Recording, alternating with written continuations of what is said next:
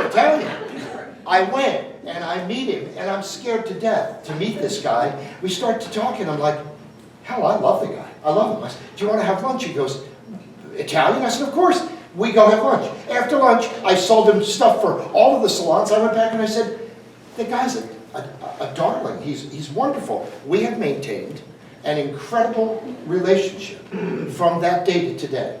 And it's always so much fun. We know how to have a good time.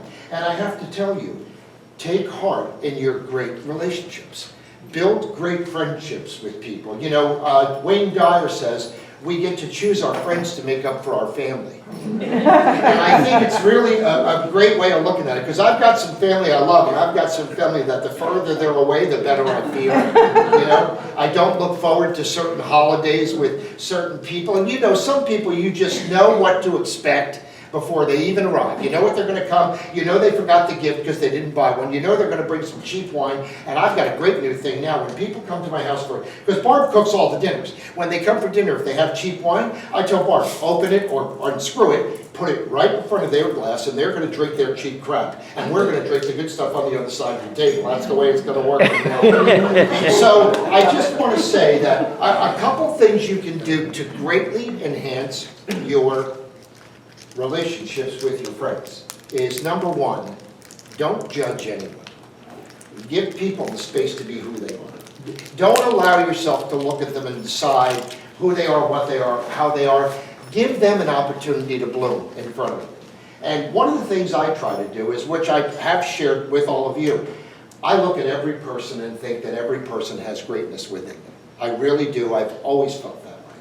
And I think some people get the greatness out, and some people have a way of getting so busy that you just run through life and never realize your greatness. But I can tell you, when I was in high school, my freshman year, I worked 40 hours a week washing dishes from 4 to 12. So the first thing I would say to my teachers when you got your new English book, I had dialogue. That's all I knew. So I would walk up with the book and say, Mrs. Herring, this is a beautiful English book. It's brand new. I just want you to know, I'm never going to read it. I'm never going to open it.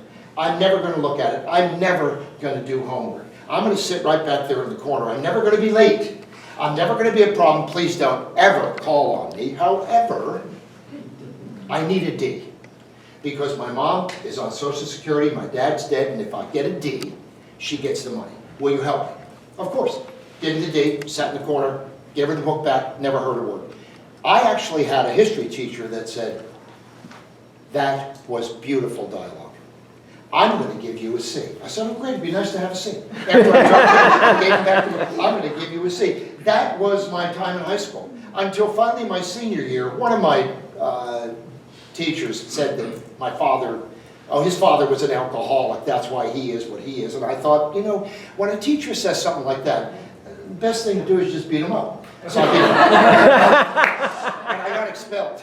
And I'm not going to go on with the story because then I went on to the Army, but you know, I take great pride in my friendships, and I try to be real careful, not only in not judging others. I've learned how to take the limits off of myself and realize that just because I don't have a formal education doesn't mean I can't do it.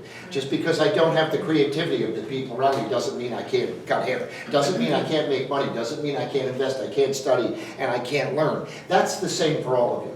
The biggest limits on you, preventing you from being anything you want to be, are limits that you've created. So something you have to work on is getting away from those limits and try to live more limitless. What could you become if you became aware of your complete potential? Where would you be if you gave 100% every time you had an opportunity to go to work? Where would you be if you developed that kind of an attitude? And what you know, one of the things I tell people all the time is what might differentiate me from most is we all give 100%, especially when we feel like it.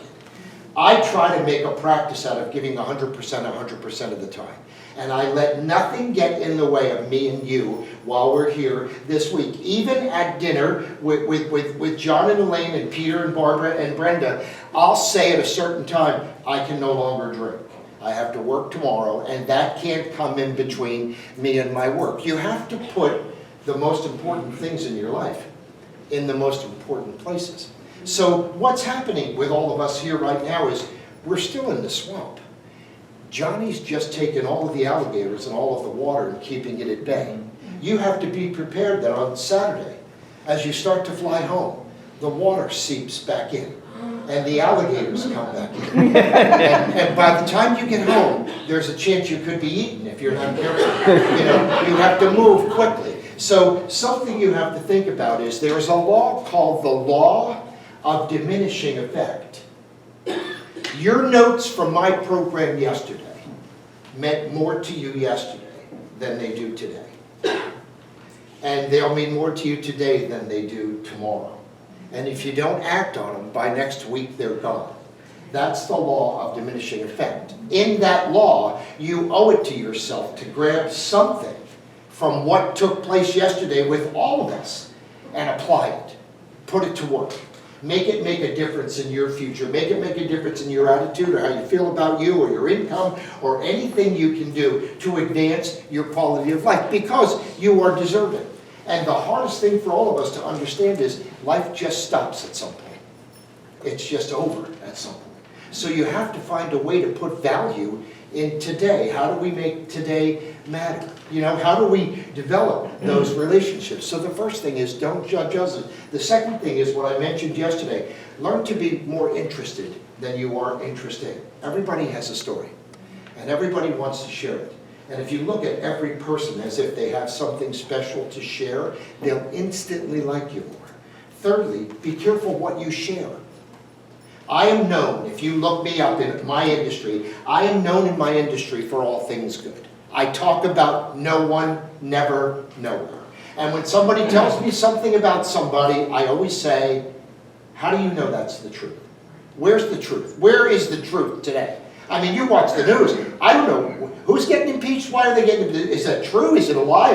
Everybody's got a spin. So everybody spins something to where... So I try to be careful when I hear a story about a person. I'm like, just let it go. Go to the person and see how you feel about them and how they feel about you. And don't carry on sometimes bad information. If you become known for bad information, people won't want to be with you. They won't want to hang out with you. One of the things I've tried to do is I try to have solutions. So that when I can meet with somebody and they say there's an issue, now I do something different. Some people live with their issues. They have problems, they have issues, they have things they just carry forward and they live with it every day. I'm not a problem-oriented person. I'm a solution-oriented thinker. Now you know how that started? Because as a kid, I had the worst childhood in the world. The only way out of my childhood was to pretend. You did that. I pretended. I pretended it was something that it wasn't. I pretended my parents were something that they weren't. I pretended that we had money. When I was 13, I lied, got a full-time job, and started to buy nice clothes. And I pretended that we had money.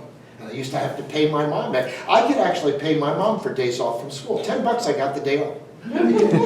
So if I could give her $50 a week, I could have the week off. One time I took 3 days off. When I went back to school, my principal said, you took 3 days off, you don't have a doctor's note, you're going to get suspended. I said, wait, suspended, how many days? He said, 2. I said, can you give me Friday and Monday so I have a 4-day weekend?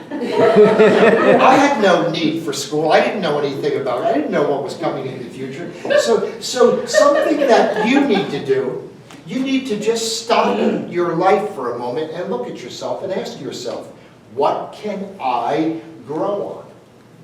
What's the good that I can grow on? What kind of a difference can I really make? How many people can I move? How many solutions can I offer? Can I become a solution-oriented thinker? And when I talk specifically about beauty to all of you, there's only one reason why. I made millions of dollars as a hairdresser and a salon owner in the beauty industry, and I suck at both. And I know you don't.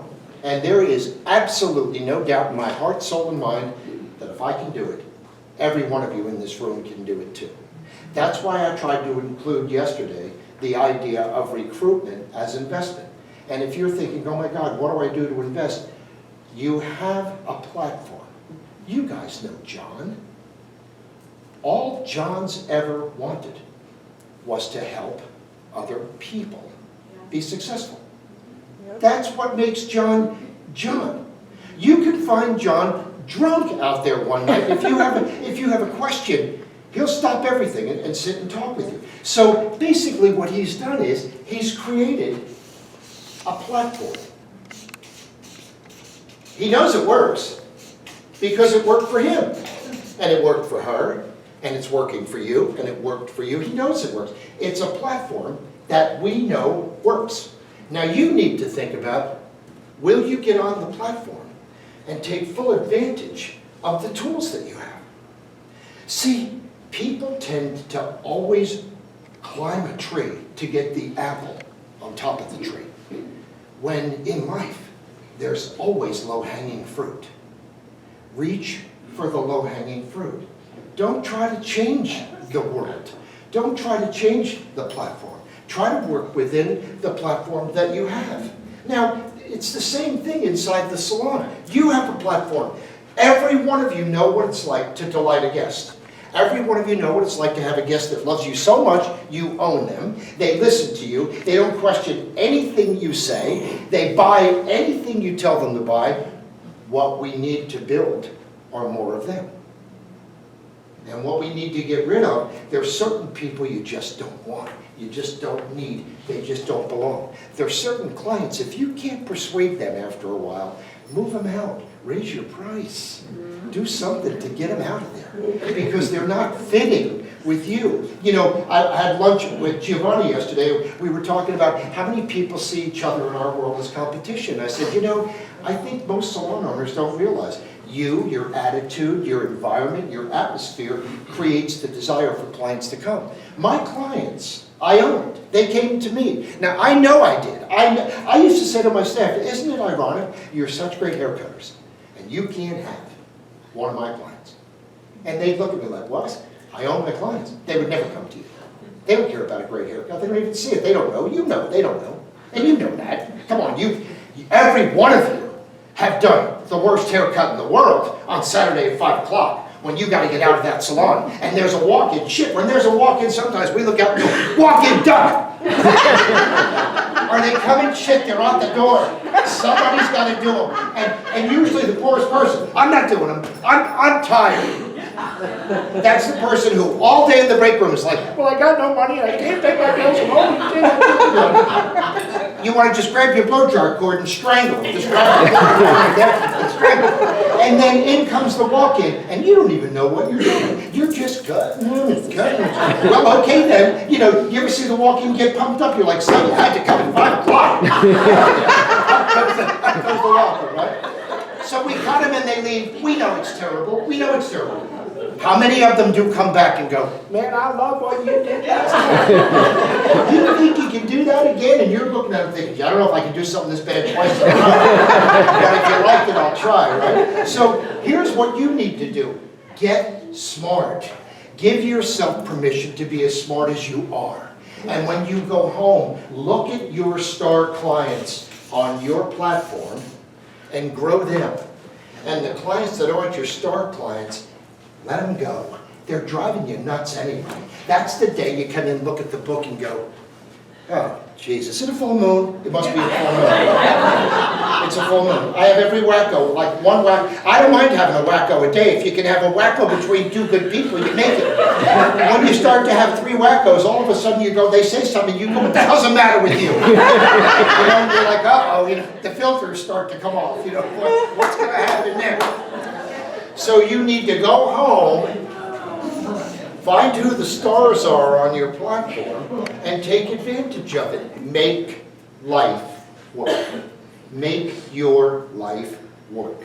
Find a way to make your life work. Now, oddly enough, yesterday, I know that John and I both intermingled quite a bit about investment. It's simple. Money's not the answer, and it's certainly not the answer to quality of life, but you need money. You need money so that you're not making decisions based on money. That's all you need. You need enough money that your decisions become based on something other than money. Like coming here.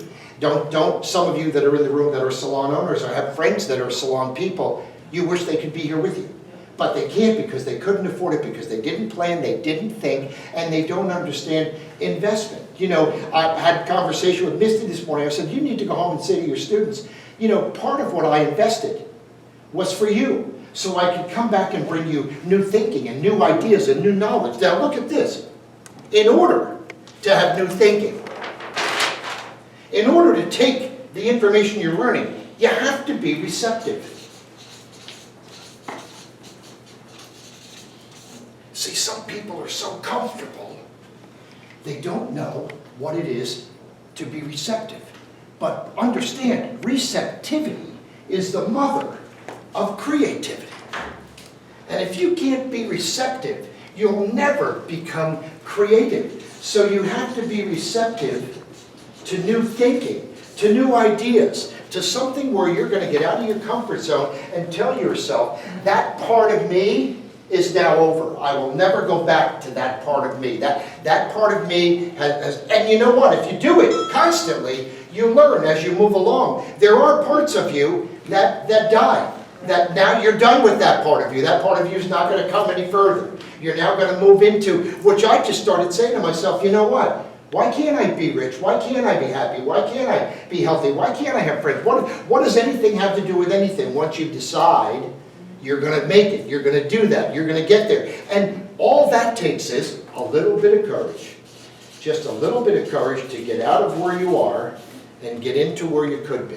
To get your thinking out of where you are and get your thinking into where you could be. See, sometimes, like I say all the time, if where you are isn't working, spend a little more time in where you could be. How much money could you make? How busy could you be? How many clients could you have? How exciting could life be? How many friends could you have? How much could you contribute? I was saying something to somebody yesterday about, I had the opportunity twice this year at Christmas time to pay the line in the Walmart layaway. Oh my God, it felt so good.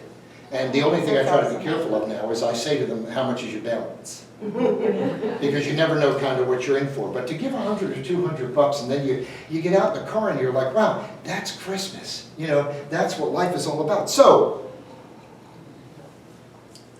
it's not about being rich. It's about being secure. It's not about being rich.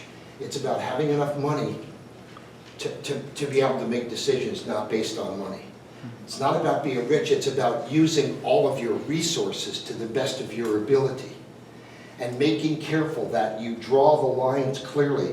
When I'm at JA, I'm at JA and nothing gets in my way. When I'm behind the chair, I'm behind the chair and nothing gets in my way. When I go to church, I go to church and nothing gets in my way. And you have to make clear, because yesterday, when I mentioned there's too much information, there's so much information. If you're not careful, there's no longer dedicated thinking. So what you need to take from today is to dedicate your thinking to, how can I have infinite opportunities through what I do, through JA, through the products, through recruiting, through your salon. How much smarter could you be in the salon? I was sharing with somebody that my assistant, Tracy, 4 days a week, single mom, 2 teenagers, very active in sports. She works Monday through Thursday, 4 10-hour days, sometimes 9-hour days, and she was bringing in about $4,000 a week. And she said to me, I know I'm doing great and I'm bringing in, but I need more money. And I said, you know what, why don't you just try this? Are you completely fully booked 8 weeks in advance? She said, yes. I said, no longer do haircuts. She was like, what? I said, when people call, you tell them you'd love to cut their hair, but you only do cuts with color. And she said, do you mean it? And I said, try it. Doubled her income, lowered her time by 5 hours behind the chair in the salon, and she's so busy now that she only does cuts when you get color. So she colors every client. So color is what pays us for our knowledge and not for our time. So you see what it did for her clientele. Now, it's not like you have to say no. If you got a space on your book, do them. But say to them, you know what? I rarely do this. I rarely bring in a new client today just for a haircut. Normally, I bring in clients for cuts and color because I'm a specialist. Make sense? Yes. Okay? Now, bounce back on yesterday. I'm now reading, I want to give you a couple books. I'm reading Change Your Thinking, Change Your Life by Brian Tracy. Been around for a few years. Some of you might know Brian Tracy. He He's incredible, always to the point, always motivational, always inspirational. He's got a little thing in here that I'm going to share with you about goals, which we talked about yesterday. But there's just a couple other books that I would love for you to get. First, it's a book called How to Be a Star at Work by Robert Kelly, K-E-L-L-Y. How to Be a Star at Work. And how many people in the room are salon owners? Okay, a lot. Let me give you an idea. Here's exactly what I would do. I would begin to write everyone in the salon a letter while I'm here in Mexico. And I would say to them, wow, I can't tell you how many times I thought about you while I was in Mexico having drinks with all my salon friends. You really should have been there. Because it's all about learning and growth and camaraderie and sharing ideas and stuff like that. And I really want to see the best in you. Our friend Geno mentioned a book called How to Be a Star at Work. I went ahead and bought a copy for all of you. It's only $15. Listen, if you give your employees ever anything, give them something that'll make a difference in your life. Give them my CDs. Give them Ivan's book. Give them John's stuff. Give them a good book where they associate you to the book. It's a great book, How to Be a Star at Work. The next one, and this one is incredible. It's called Big Magic by Elizabeth Gilbert. Big Magic. It's a life changer. It's a life changer. Elizabeth Gilbert. Elizabeth Gilbert, G-I-L-B-E-R-T. And then this one I talk about all the time, but if you didn't buy it, I'd like to mention it again, and that is the book called The Fred Factor. The Fred Factor by Mark Sanborn. The Fred Factor by Mark Sanborn. And Mark Sanborn will tell you the story about nothing short of a mailman that lived outside of Denver, Colorado, that reinvented what it was to be a mailman and had relationships with every one of the people that he delivered the mail to and became a zillionaire as a result of the stories that they talk about him with his service, taking a mailman's job to a whole new level. You see, sometimes, and it's our greatest challenge, you're all doing well. You're all doing okay. You're all doing good enough to go home and go back to exactly what you had. It's obvious. That will become your greatest challenge. How do I break out of what's happening right now and expand it? Expand my thinking, expand my knowledge, expand my income. How do I break out of the now and break into that? That's what this guy did. You'll really, really love the book, and it's very inspirational. And I have a real thing about inspiration. You have to understand, inspiration is very short-lived.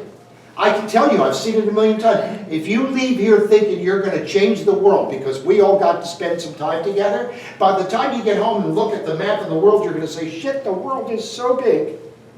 I'm just going to change Ohio. And in a couple of days, you're going to look at Ohio and go, wow, did you ever realize how big Ohio is?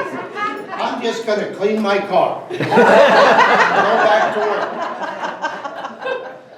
work. Yesterday, the incredible, lovely Connie gave me one of her pens. I don't know if any of you have seen Connie's pen. Yes.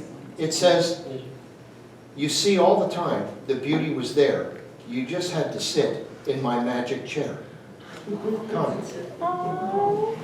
Well, this blew my mind.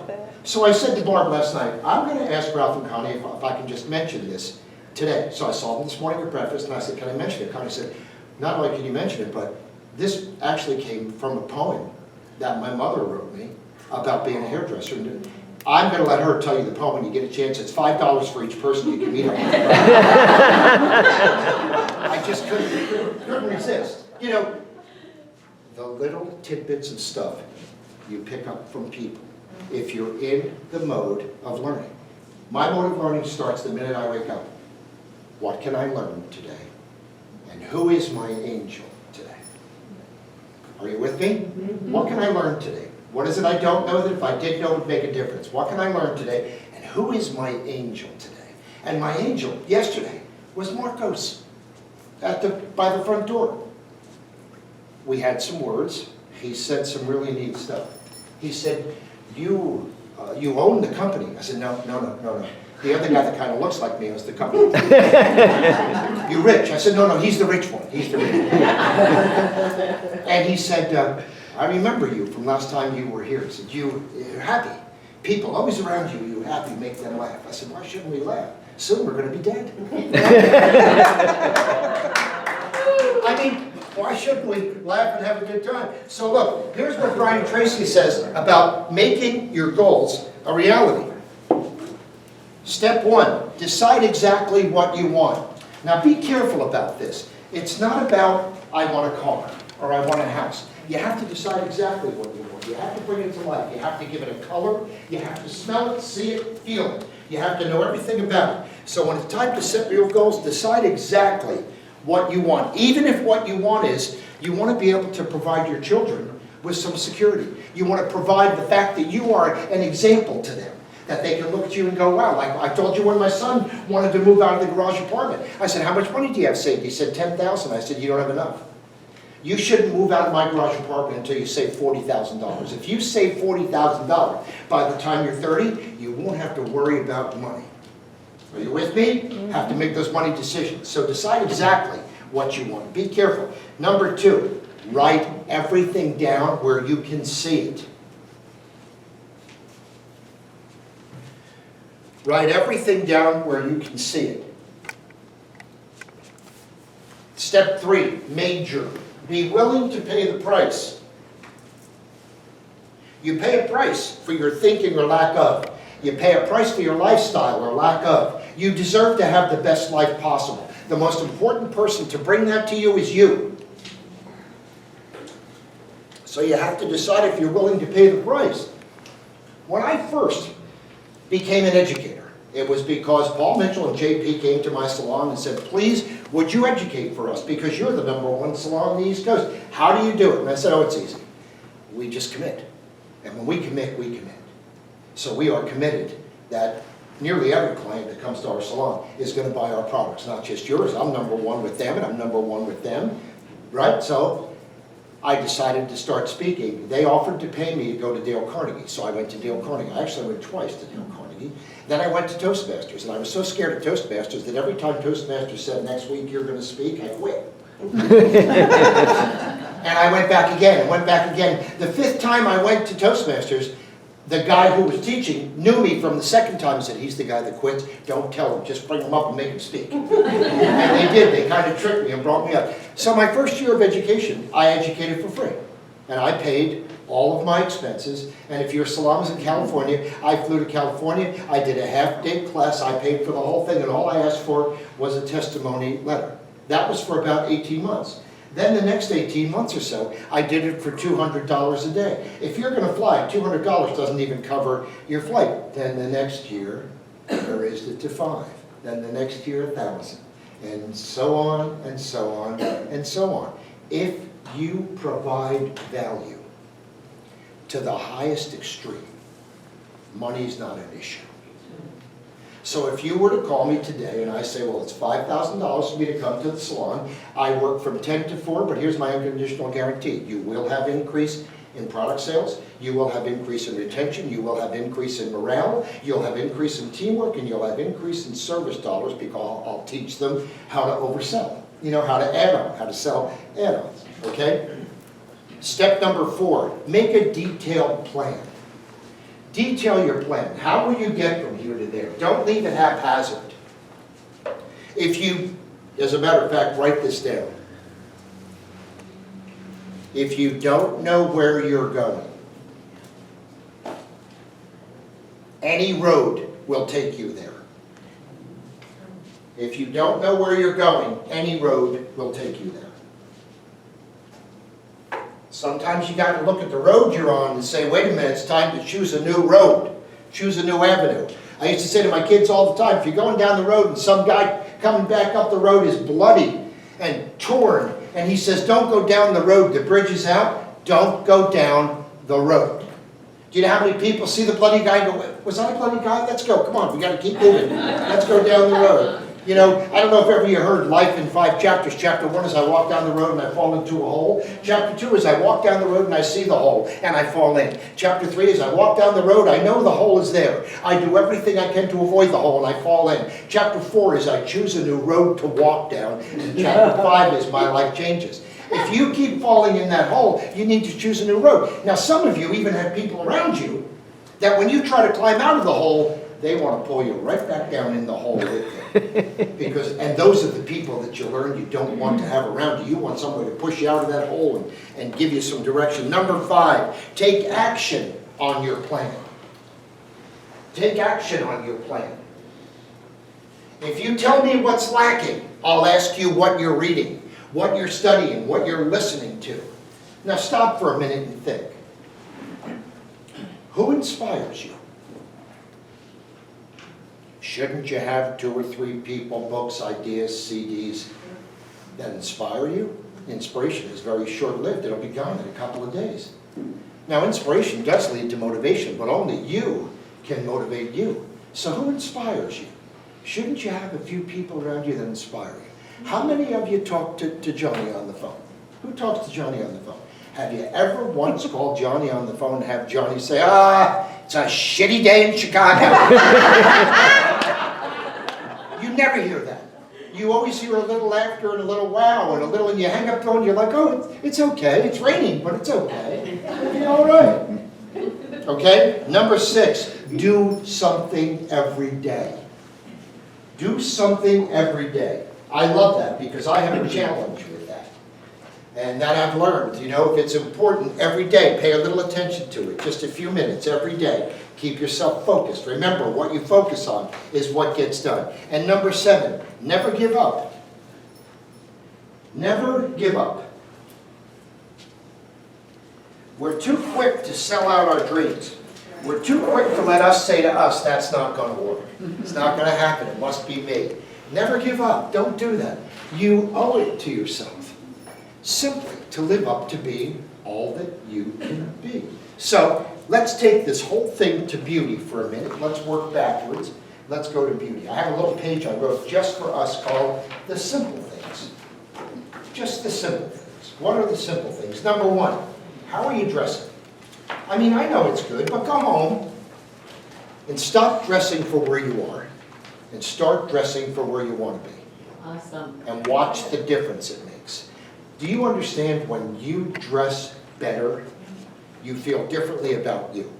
You act differently about you. Everything you do changes just by dressing better. And that's easy. Now look, I know every one of you, and you probably have it here, and you'll probably wear it the night we get our pictures taken. You've got something in your room that you put on, and you look at you and you go, uh-huh. And you walk out with that on, and you know you're hot, and you know you're cool, and if somebody said to you, wow, you're like, I know. This is my thing. Right? Yes. Next.